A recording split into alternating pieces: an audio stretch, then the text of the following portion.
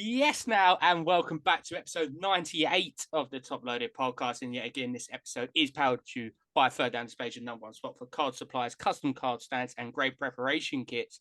Head over to their website or use the link in our bio or the code TTP10 for 10% off. And introducing, but we've got a nice stacked lineup tonight. 4 members. I can't remember the last time this was on par the Christmas special, but H, how you doing, my friend? Yeah, not too bad, thank you, mate. Not too bad.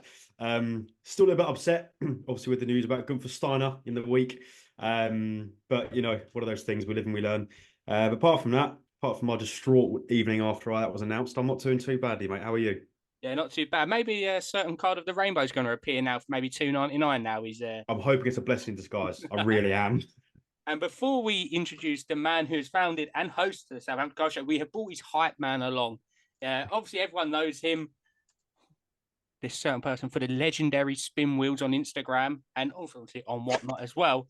The one and only Degen. I'm going to actually, before we get you hyping up, obviously the last member, how are you doing, Paddy? Yeah, good, Ron. Thanks for having me, boys. Nice to be back on second appearance. Yeah, as I say, it's been a long old time. And for the first time ever, I'm actually not going to introduce the next guest. Paddy, over to you. I've heard you are the hype man, and this is what it's all down to here. We're all here just for this intro, and then we're all going home. So over to you, Paddy, to introduce the 4th member of tonight's episode.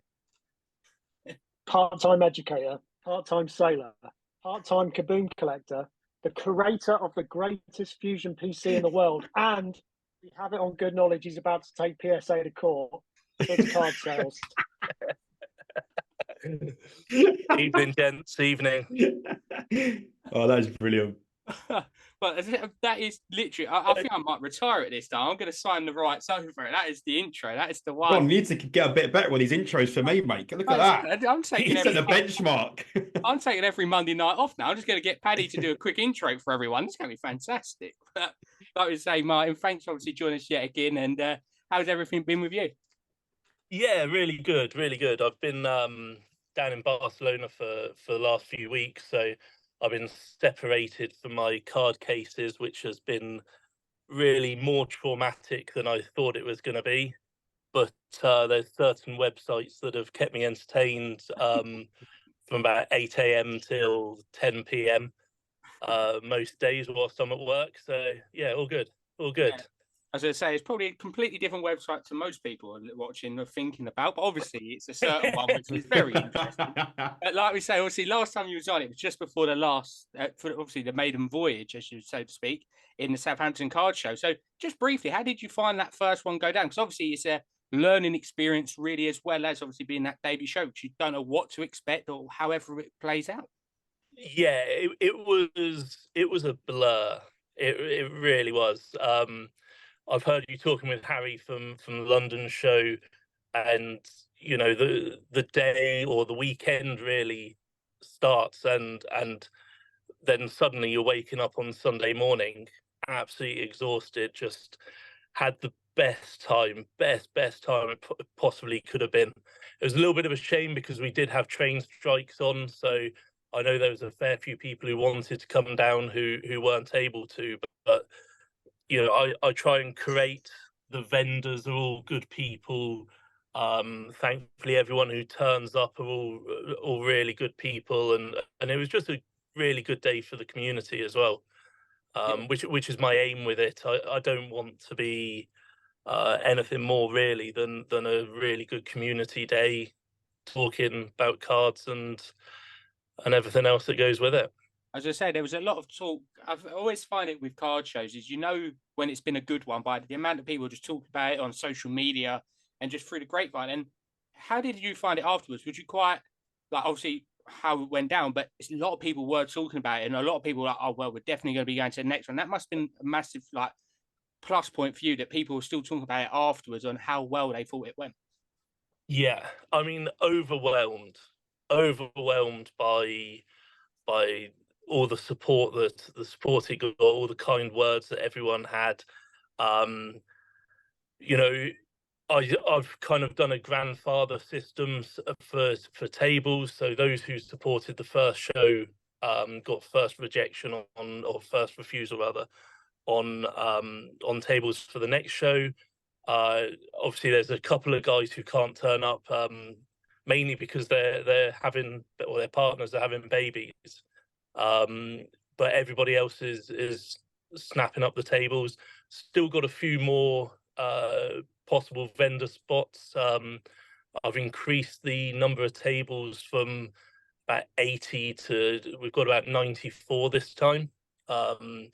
So a little increase, but I don't want it to get, everyone enjoyed that there was space to walk around the room, there was space to talk.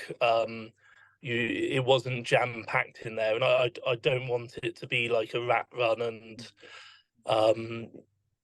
just space and time, and it was a good atmosphere. It was loved it, absolutely loved it. Yeah, no, like I say, it went down such a, and I know a lot of people were already trying to book out the local hotels, especially the ease of staying in the same venue as what the actual show is, so they can stumble up to their room, not promoting alcoholic beverages. But I did see a certain El Toro who's listening along to this, having a few beers at his table. So obviously that's quite a different one as well, experience, having a bar available at the show. So how did you find that went down as well?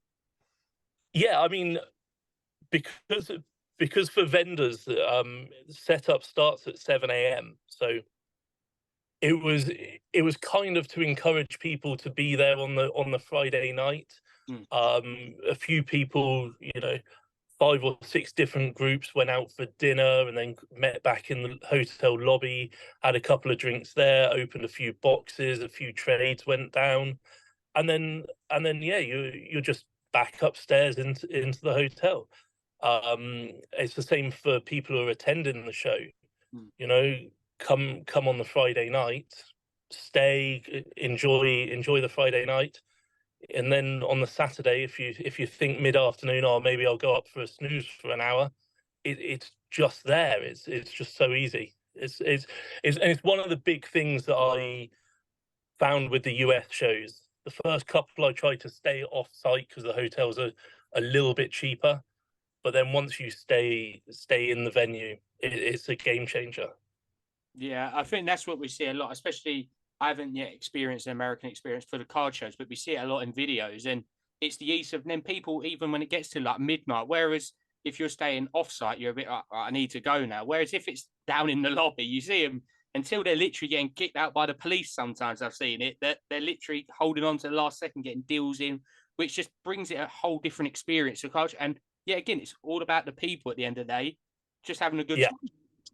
Yeah, it is. I mean, my last time over in Dallas in November, the police came in and semi-shut down the trade night because all the hallways were just filled with people with cases out, and so everyone kind of dispersed back to their rooms.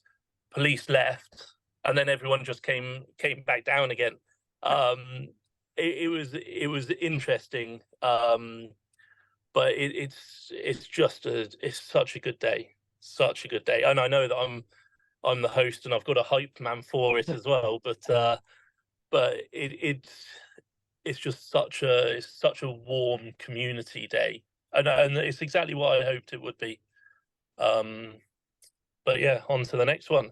As I was saying, that's perfect interlude. Actually, going to come over to the hype man himself right now. Obviously, 2nd of March is the next show down at Novotel Hotel in Southampton. But Paddy, for people who might be a bit cautious, because a lot of things are mostly split TCG, sports, and it's all at the same place.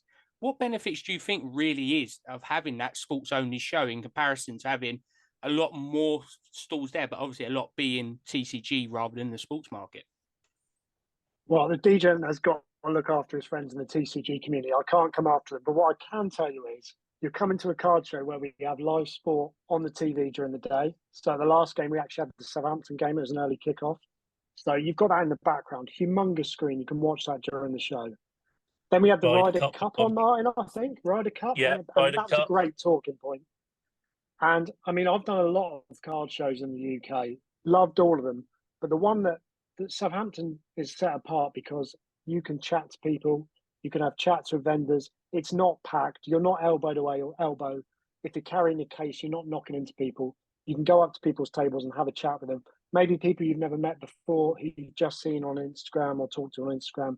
You can build relationships and have a chat because it's not 100% packed. So that's one of the facts I like about it. Yeah, That is obviously, just absolutely sold the show. it's unbelievable. That's the sales pitch right there. Well, And I mean, it is very boozy. It's very boozy. It's a boozy show.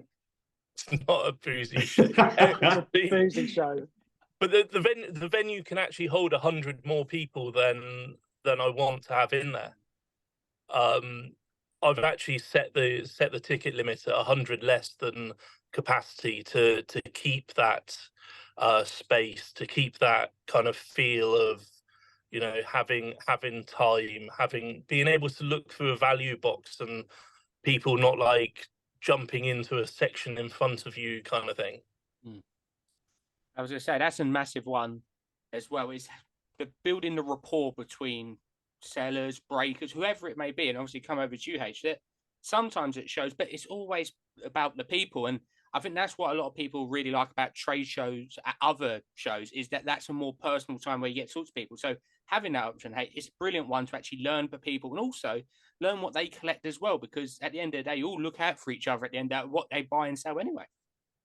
Yeah, I think, you know, I've said it before in here. I think we've all sort of said it before that the card shows are, as Martin has literally said, predominantly there for the community to meet people, to engage with people that all share the same passion for card collecting. So having the ability to, or the time, should I say, to speak to people on a one-to-one level, with the time, with the space, with sort of the freedom to do so without feeling like you're in someone's way, or you're stood blocking someone's table, or you're outside in the freezing cold if it's in, you know, the winter months. So having that ability to have that freedom there is, you know, is something that people value so much, because you can, you know, speak to them. We've spent, you know, an hour and a half before walking around the whole of London, because you're constantly talking to people left, right, and centre, and not that we're influencers or anything, but yeah, it's just having that ability to know you can stand there and talk to somebody, or engage with people that are stood at tables and not feel like you're in the way with someone, or, you know, you've got the chance to have 5 minutes aside. So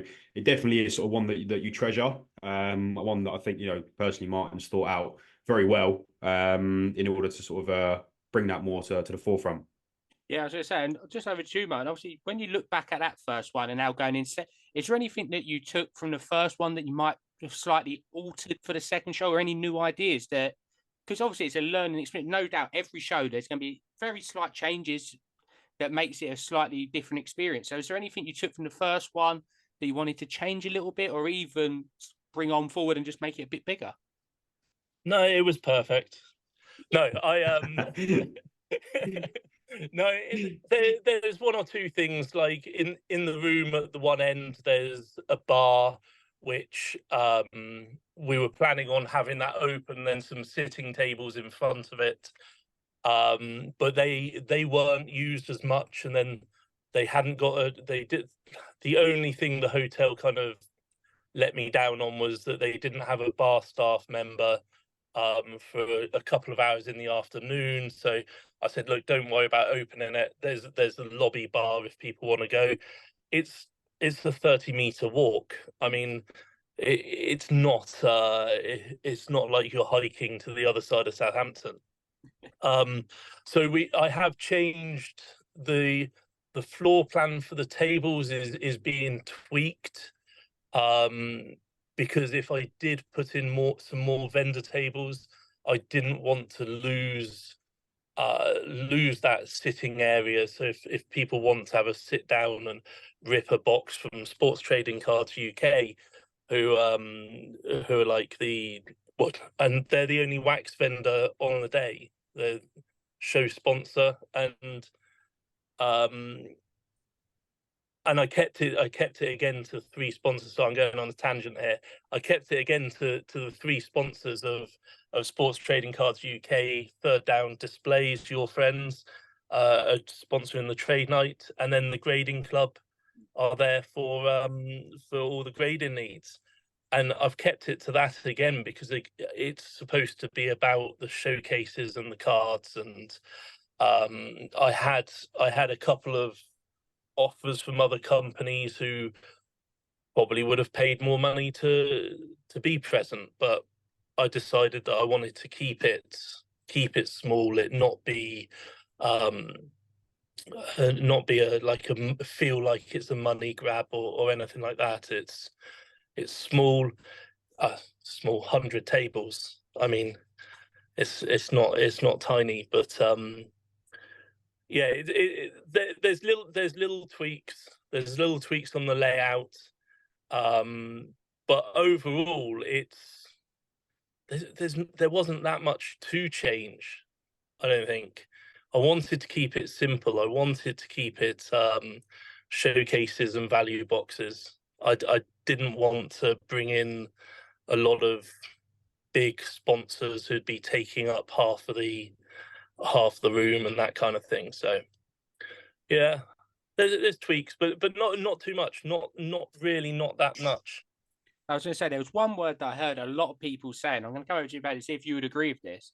Was the word community. That's what they used a lot about. It was about the community at the show. Would you agree as well that it was about the people? Obviously, it was about the cards, but whereas some other shows, everyone's all they're caring about is making the most amount of money possible for their cards and not really always engaging with. A lot of people went, it was actually for the collector, and it was the community feeling that made it so good to attend. Well, I said last time that I was on that it's about the showcases and the value boxes, and for me, value boxes are where real collecting is. You know, set builders, people who get excited about a out of 199 Son or a 299 Ben White, something like that. Strangely, but yeah, it was so good. There were a few people who came who said, "Oh, this is our first show." And they just really enjoyed it because they'd followed accounts on Instagram, and then they were able to talk to the people. And one of the other things, as I said, is I'm kind of curating the vendors, so it's people who I know, the good people from the UK hobby who are there, who, you know, they'll share their knowledge with you. People were going up to Fora and chatting to him about different things, about like his sticker knowledge is second only to Paddy's, and you know,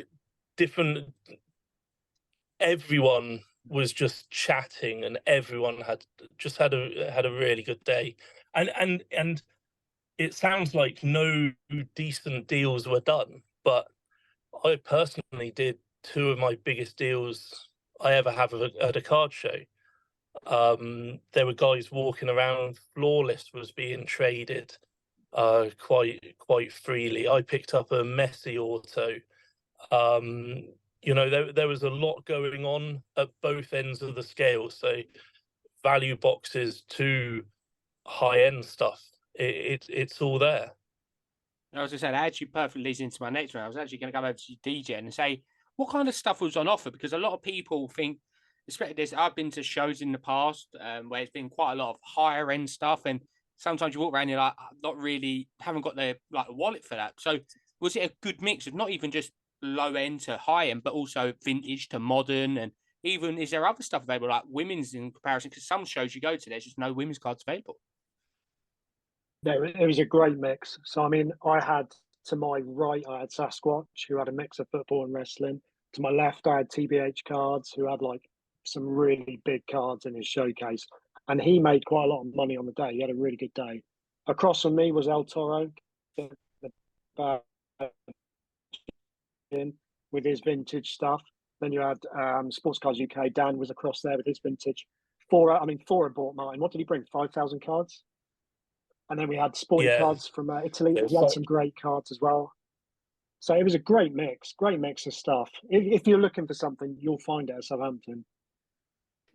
Yeah, I think that's the thing of when we go to certain shows, sometimes you pick nothing up. Like, it's natural that lots of saying, but when there is a wide range of mix, that's what everyone looks for. Because for me, I like looking at displays, even if I'm not going to buy something.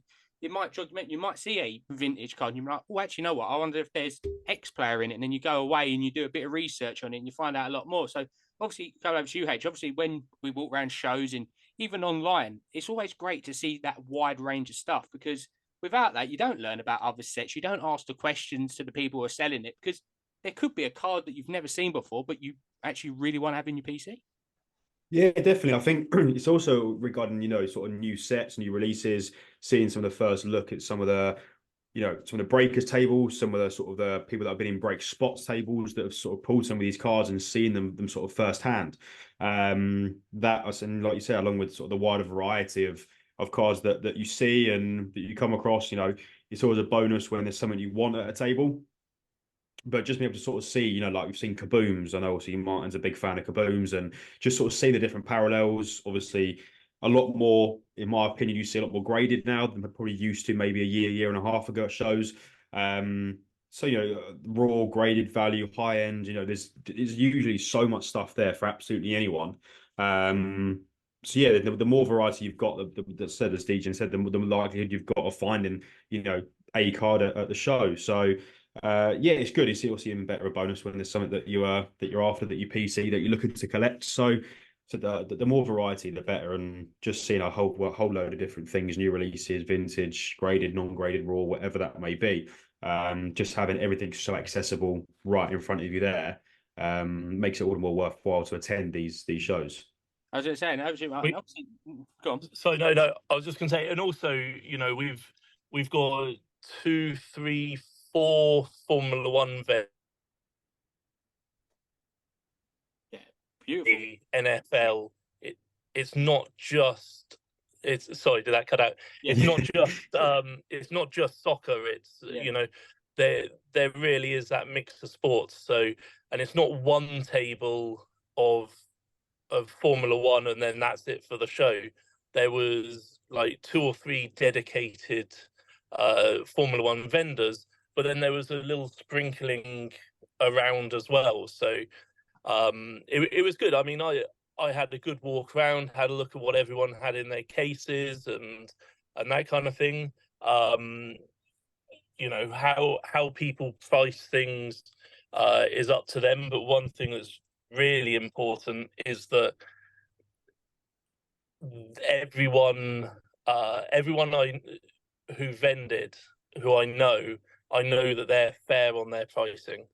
I didn't want people going in there and just walking around and going, oh my god, everything's 300% of comps, or everyone's way over the top. There was everything was fairly priced. There was a great mix. It's just, I keep on saying it. It was a great day. It really was a great day. And even though I'm going to say it's about give or take 6 weeks away from the next one, which no doubt will fly around. So how's it looking? Or obviously, because you're blinking, it'll be 2 weeks to the show. So how's it all looking? Obviously, for that next show in March, because it's somehow already the middle of January. Yeah, I mean, it's a busy period for shows. From what mid February. I know a lot of guys are going over to Burbank, so you can almost count that as well. You've got Manchester Card Con coming up, then the Yorkshire Card Show, the Dublin Card Show. I'm the only one, thankfully, I think on that weekend. Then a week later, you've got Milton Keynes, another sports only. I will say though, if you want to have first pick of the cards, you need to come to Southampton to see them first.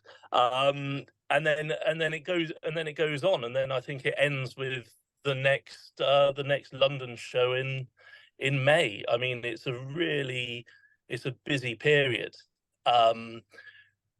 It's looking good. I mean, we're a little bit ahead of where we were for the first show, but it's incredible. The 2-3 weeks before the show, things they take off, really take off. But if anyone wants to, get the tickets early whilst they last, because I am doing a limited number. So they're on Eventbrite. If you look for the Southampton Sports Card Show, that's the place to get them. Also, we have the trade night in the evening in the same venue. That's going to run from about 5:30. I think last time we left the room at about 9:30, 10 o'clock in the evening. That was a lot of fun as well. And if you have a ticket for the show during the day, then you've got entry into the trade night in the evening. There are some afternoon only tickets because I know some people work on a Saturday morning, so I've done a limited number of afternoon only tickets, and also with the afternoon ticket, it's free entry into the trade night as well. So I'm hoping to. The one thing I would like, actually, I'd hope for there to be maybe 100, 110 people at the trade night in the evening. The last time, there was 40, 50, 60, and then as time went on, it dwindled down a little bit. But no, hoping for a big trade night, big show, and a great day. Yeah, obviously, like we've absolutely sold it well so far. But I've got to say, there's only one person who can actually finish off selling the Southampton, and that is the hype man himself. So, why should people be getting down to Southampton, obviously, at the beginning of March? Good transport links. It's not hard to get to. Pubs, restaurants, the biggest shopping centre ever. If your missus is saying, I don't want to go to a card show, bring her down, give her the credit card. West Quay is about 10 minutes walk away, 1,000 shops, high end. Go in there. Brilliant trade night.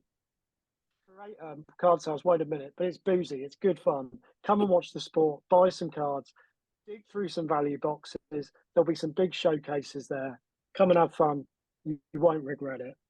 I think, I think we're out of. I think we might as well just give up. I think we might as well sign the rights over to Paddy at the moment. He's taking the podcast by storm. He's wiping the floor with us at this. It's absolutely unbelievable.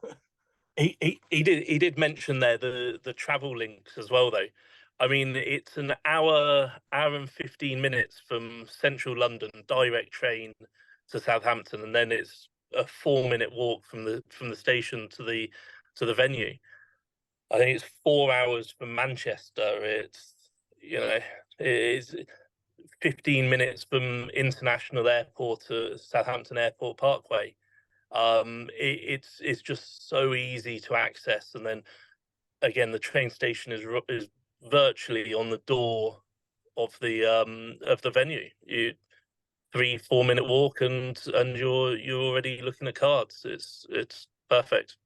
I was going to say that's the main thing is how I've been to a few shows where you've got to work out how to get there, and I think that sometimes could be the pivotal thing of someone going and not going. They look at it and be like, right, I can easily get to the local station, but then it's getting from the station to the location.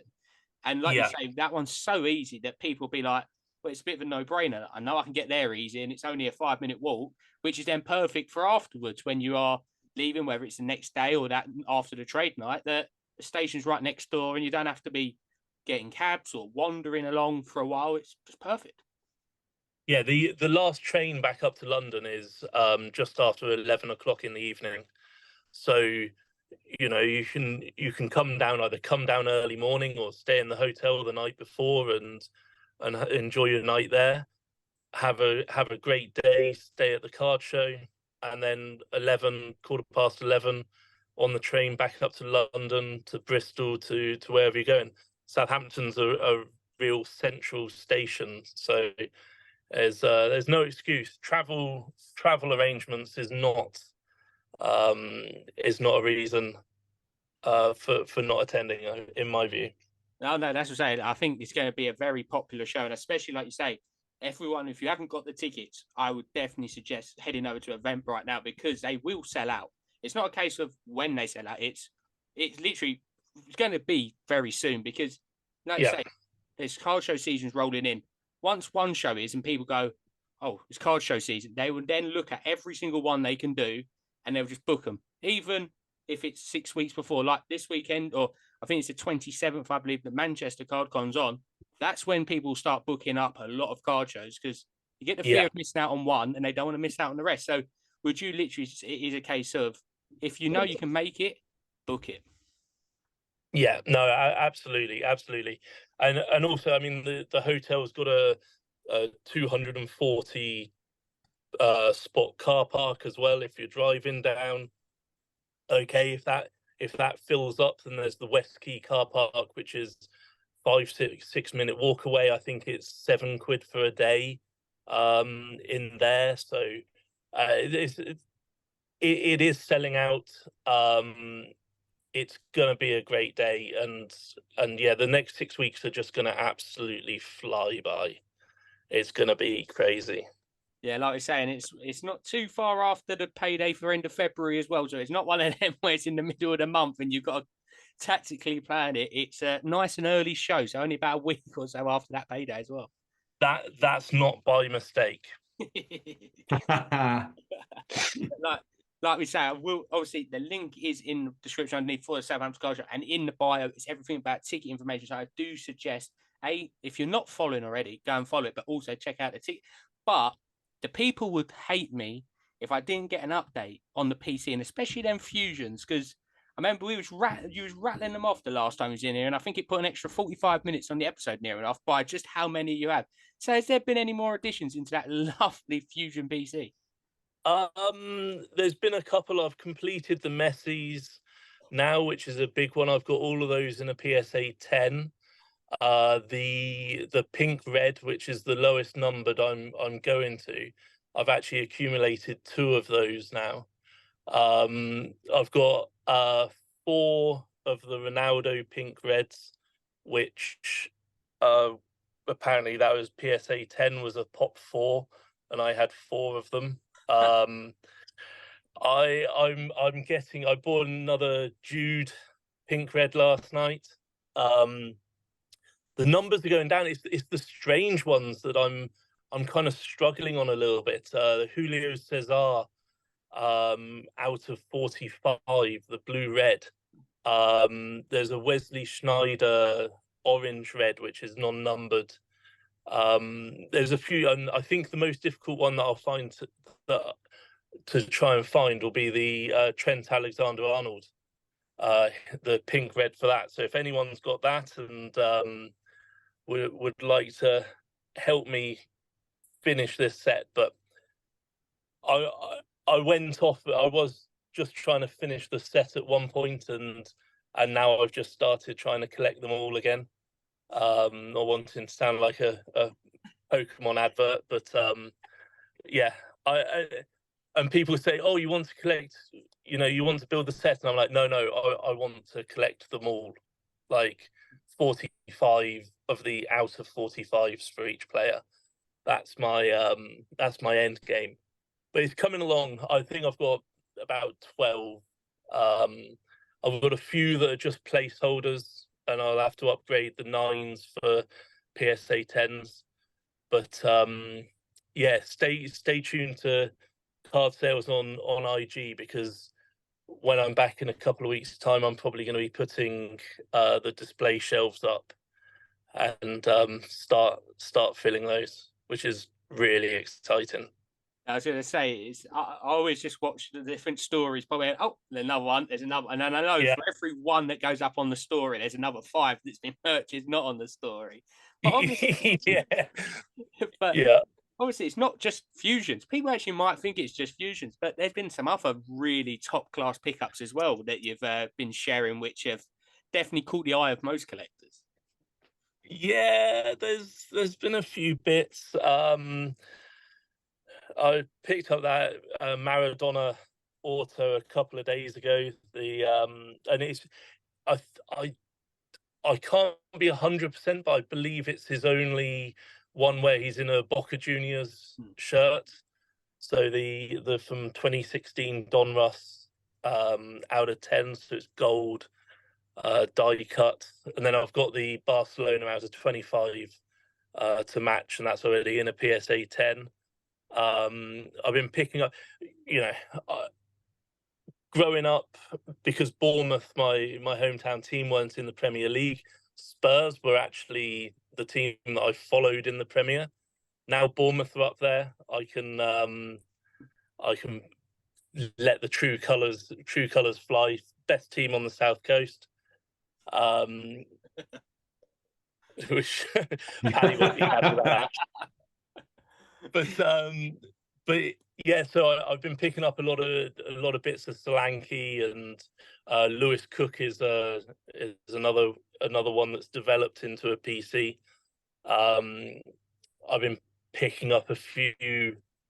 Sounds so blasé the way I say it. I've picked up a couple of Ronaldo CR7 autos. I've had and sold a Zidane one, but I'd love to get a really nice Zidane auto. And then these Ronaldinho autos that are coming out at the moment, I'll probably get one or two of those, because he was just different class. Yeah, I was going to say, I think in terms of wish list and purchasing, it is simply incredible. That is like highlights of would be most people just having one of them, but then you go, oh yeah, it's only a few Ronaldo autos. It's a couple Maradonas. Yeah, I mean, I'm in a very privileged situation where, I mean, I'm older than most people in the hobby, and I worked hard for the first. Well, I worked hard for the first 15 years. Don't anymore. But no, I worked hard to get my qualifications and experience, and with it came the rewards. And now I'm back to collecting. I can put some of my hard work into a little display case at card shows, and I picked up because I picked up a few kabooms as well. Yeah, and next week on IG I've got a case of Donruss T-Mall at home waiting for me. Which, knowing my luck, I'll have a Jordan Pickford and a Patrick Schick kaboom in there. But, and the Messi 101 auto. Yeah, well, but wouldn't be surprised if you have another Messi auto to the collection with the Maradonas, the CR7s, and every other legendary player of the game. But talking about legendary players of the game, and I've got to come over to a certain man who is wearing a Stade Rennais shirt and has got the one and only Eduardo Camavinga in the background. Probably Camavinga's #1 fan, I would say. Paddy, how many Camavingas have you actually got now? Because I heard his redemptions got fulfilled recently as well. Yeah, Panini came through with the select pitch side. I got that this week. And what was the other one? Oh, Immaculate 43. So there's a lot of Camavinga redemptions out there. Picked up the Kaboom this week finally. It got to a level where I could afford to spend that money on him. Yeah, too many Camavingas. I'm one Camavinga knee injury away from bankruptcy, I reckon. Well, as they famously do say, a Charizard can't do his knee, but that's a story for another day. But obviously, that transition for obviously when he was a rookie at Stade Rennais, especially in Merlin, which was a big chase, and now obviously being at the Real Madrid in that famous white jersey, it must be a lovely experience to actually follow a player from the French league and then actually end up playing very well, winning everything in the game he can win at club side level. Just must be a great enjoyment to follow his career, especially collecting as well. Just gives that extra incentive as well. So last season's Champions League run-in, where he was coming off the bench and having such an impact in these games, I cannot explain to you how amazing it was, because he really did influence a lot of those games. Yeah. And for me to kind of have a bit of justification, like, look, he is that good. And for people like who don't really follow them to go, who's that kid? I'm like, that's Camavinga. I've been telling you for 2 years. So yeah. I mean, he's had a few injuries this season. Obviously, the Real Madrid midfield is absolutely stacked, but he's holding his own, and we've got the Euros to come up. I think you could really have a good Euros if he's given the starting berth. So we'll see. Yeah, I was going to say that. Go on, Martin. He's the best left back in La Liga, I think, isn't he? Oh, give over, mate. I was going to say, I was actually going to say a very similar thing. Yeah, but at least for the French national team, they've got Theo Hernandez, so he's not starting at left back for them. But there's a very strong midfield as well there. So, like I say, is there any other players that you've been delving into instead, like with Camavinga, or is it sole focus now? Actually, is Eduardo Camavinga? Well, Southampton have a young Argentinian kid called Carlos Alcaraz. He's only really got one card. It's in Chronicles. So I've been trying to find them, but honestly, it's a needle in a haystack job. I sent some cards to SGC last week, all Southampton cards, so we can have some Southampton in the showcase. I'm not buying any Charles Ketelaere. Jury's still out. We still believe in him, but the jury is out. And then I'm collecting David Beckham stickers. Like I'm trying to do 1995 to 2005. That's good fun hunting for them. I was going to say that is a good fun chasing stickers, especially all of a certain player. I was doing it for Dennis Bergkamp, and it's just seeing it and then chasing after it in the better condition. Because no doubt you'd be similar when I was chasing the Bergkamp. You'll get one where it looks like someone's literally ripped it in half, but then one looks immaculate, and then you get in someone's decided to draw something on the back of the sticker, and you're like, well, that's just ruined that whole thing. Yeah. But talking about pickups, so we've got Maradona, we've got Camavinga. H, please don't tell me there's no pickups, because if it is, you might have to be revoked until after episode 100. No, there is one. There is one. Oh my God. I literally picked up the other day. It's not arrived yet, but it's a Bergkamp sticker from the Invincible season. PSA 7, so it's not not exactly the highest grade, but I saw it and it was Mike Arnold cards. Bergkamp Invincible season. So I think the aim is to hopefully, I know obviously there's a lot of those sort of sticker sets, Fabregas, Henry, obviously have like the sort of the on sticker. I don't know what you on sticker, what printed orders on the sticker. I don't know what you call it, but all from the Invincible season. So the next sort of step might be to try and get a couple of all of those. Disney sticker. PSA. You say that again, Martin? Disney sticker. Disney sticker on in the Invincible season. That's the one. The printed stickers. You do know they didn't sign that. You're right. You do know that. No, I thought Lightning McQueen got his tyre or something, and I don't know anything like that, or with the wing mirror or something like that. But going back though, one thing I read during the week, somebody said, wouldn't it have been nice if like the voice actor had have signed it? And I know that's difficult because at the theme parks they all learn how to sign. So when you go and meet the characters, but I would. Anyway, I digress onto other things. It's a very popular subject, I think, isn't it? Yeah, I mean, and divided as well. You know what? I actually really like it because people are very passionate about it, and it's getting people talking, and not everyone has the same point of view on things, which nobody does. So I think it's actually a good thing for the hobby, with how passionate people are about it, how much people believe in it, and if it pulls or pushes us all together in the same direction, then it can only be a good thing. No, I think it's a great point, especially with Disney. It captures everyone's attention. When they was younger, they watched the films, and some people were just looking at the cards rendering breaks just because it captures a memory what they had of a certain character, and it gets people into collecting cards. Especially, we all know how big that Disney world is. So even if 0.5% of the people who watch Disney get into the trading card world, and even half of that gets into the sports card trading world, it's going to do wonders for the amount of people and the eyes on it. So it's going to bring a lot of attention, especially the upcoming shows. Obviously, like for example, the London Guard show, you're going to get a lot of people going there for Disney. While they're there, they might stop at certain Mr. Cardsails with all of these 1,000 plus cards and everything like this. And they might just start there and then. That one card might lead into sports or anything like that. So, Martin, it's one of them that it's a foot in the door for someone. And then they might start seeing everything else. Like, no doubt what most people did. Start with stickers, end up on the cards, or start with Pokemon, end up at sports.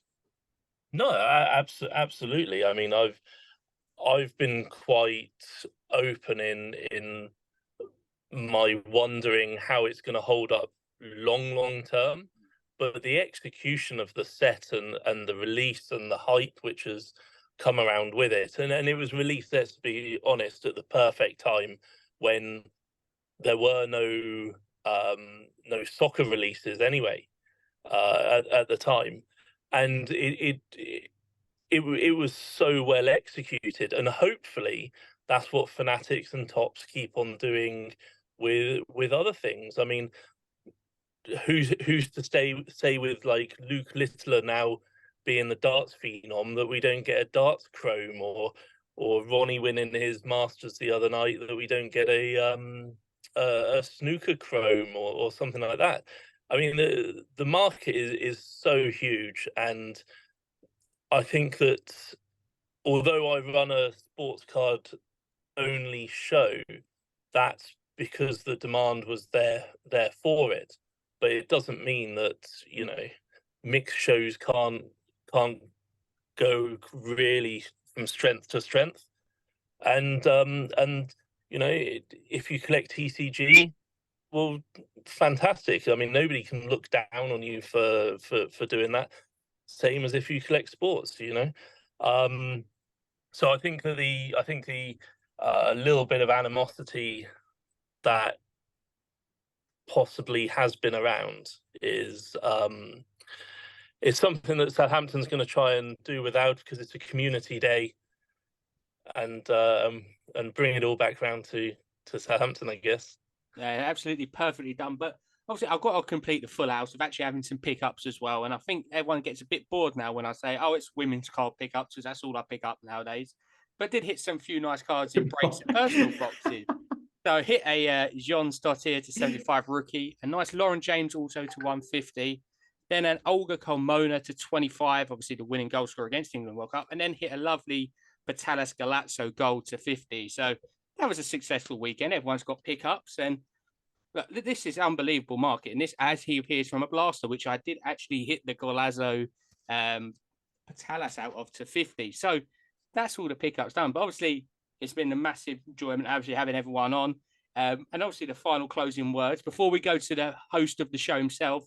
The hype man can do his last little job. Obviously, no doubt he's going to be asking for a cut of ticket sales, no doubt, after this one, or at least an ice cold refreshing beverage at the next show. So Paddy, before we give Martin the floor, is there anything you'd like to say to the people, and also obviously about the Southampton Card Show? Thanks for having me on again. March the 2nd. Southampton Card Show, be there. It's going to be a brilliant day. Follow Degen UK and whatnot, because I think me and Cardsails are going to be doing some stuff on their scene as well. Yeah, keep collecting, enjoy the hobby.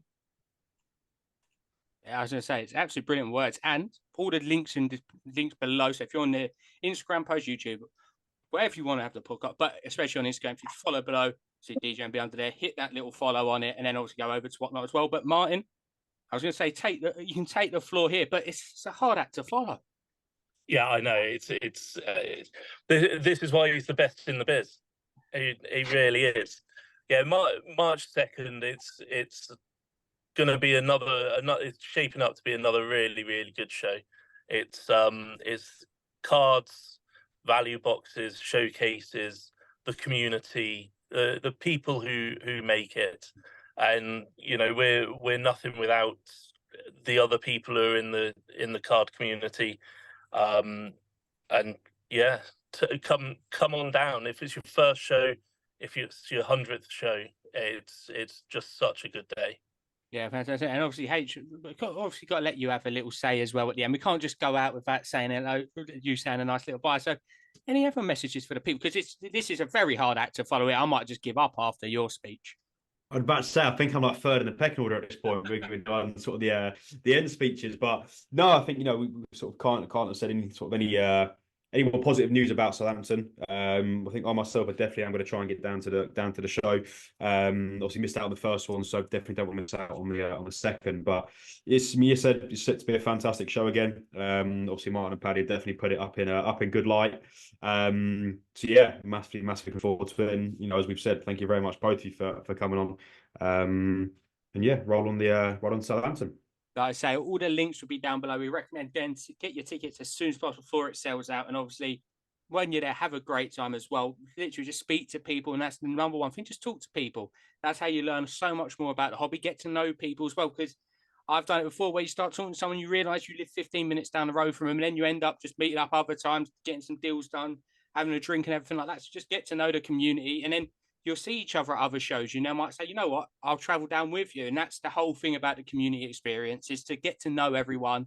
But most importantly, just see what everyone's collecting. And you might be able to help them out of a card. They will help you out in the future. But like we say, a massive thank you for every single person who's either watched along on YouTube or Spotify or listened along on Apple as well. But like we say, if you do need any card supplies, custom card stands, or grade preparation kits, do head over to Third Down Displays to get 10% off using TTP10 But most importantly, hope everyone out there is buying, selling, trading, and that good jazz.